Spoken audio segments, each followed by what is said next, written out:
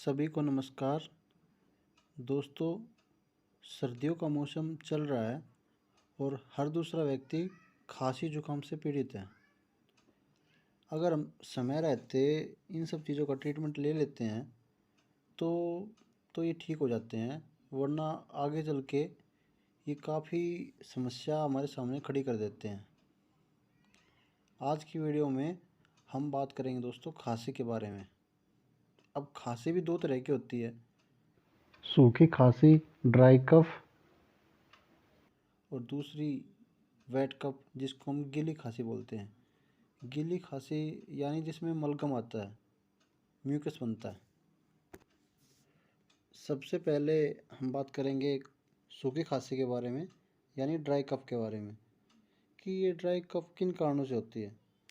दोस्तों, ये सूखी खांसी एक किस्म की एलर्जी होती है, मतलब एलर्जी से होती है, या पोल्यूशन, डस्ट, थ्रोट इन्फेक्शन, हमारे गले में कोई इन्फेक्शन हो गया, या फिर कोई बैक्टीरियल या वायरल के कारण कोई इन्फेक्शन हो गया। आमतौर पर क्लिनिक में पेशेंट आते हैं, वो कहते हैं सर रात रात भर खांसी उठती है, इसमें मलगम नहीं आता, बस खांसते रहो खांसते रहो। अब जो खांसी की सिरप होती है, जो कफ सिरप होती है, ये तो दोस्तों मार्केट में विभिन्न ब्रांड होते हैं, अलग अलग ब्रांड की अलग अलग होती है। कुछ जेनरिक होते हैं, उनका भी अच्छा रिजल्ट होता है।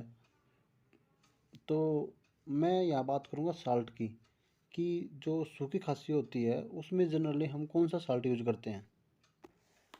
आमतौर पर देखा गया है जो ड्राई कफ सिरप होती है उसमें 3 सॉल्ट होते हैं। पहला डेक्स्ट्रोमिथ्रोफिन, दूसरा क्लोरफिनरामाइन, और तीसरा फिनाइलिफेरिन।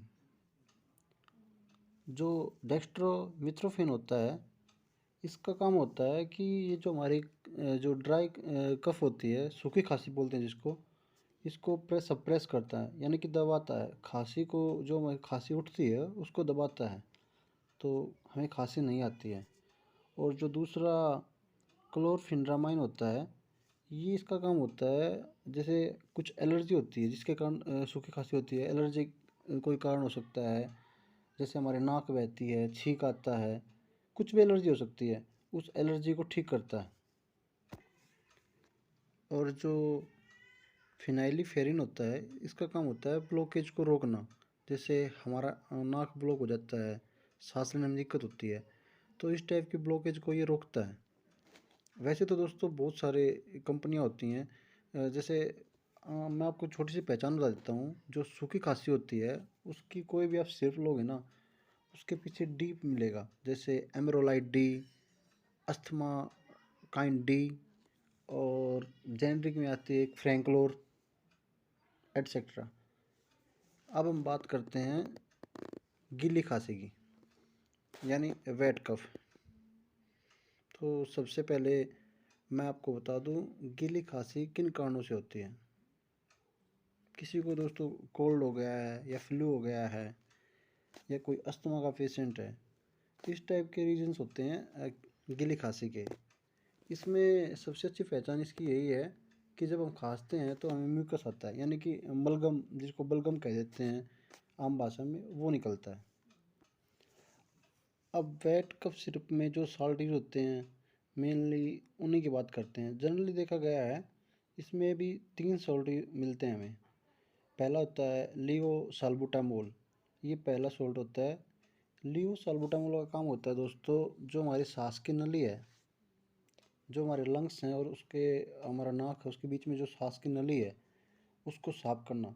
उसमें बलगम है, यानी कोई पार्टिकल हैं जैसे जो इन्फेक्शन के कारण फैलते हैं, म्यूकस हो गया, उसको निकालना। और दूसरा सॉल्ट है एम्ब्रोक्सोल। एम्ब्रोक्सोल एम्ब्रोक्सोल का काम होता है जो हमारा म्यूकस है उसको स्टिकी कम करता है। जो चिपचिपाहट होती है, जैसे हमारे गले में कुछ अटक गया, गर गर की आवाज़ आती है सांस लेने में, जैसे हमारी चेस्ट में कुछ रुका हुआ है, उसको साफ करना और हमारी खांसी को ठीक करना। और तीसरा जो सॉल्ट होता है गुआफेंसिन। गुआफेंसिन का काम होता है जब हम खांसते हैं, हमारे खांसी के साथ हमारे म्यूकस को बाहर निकालना। ये वेट कफ सिरप होती है दोस्तों।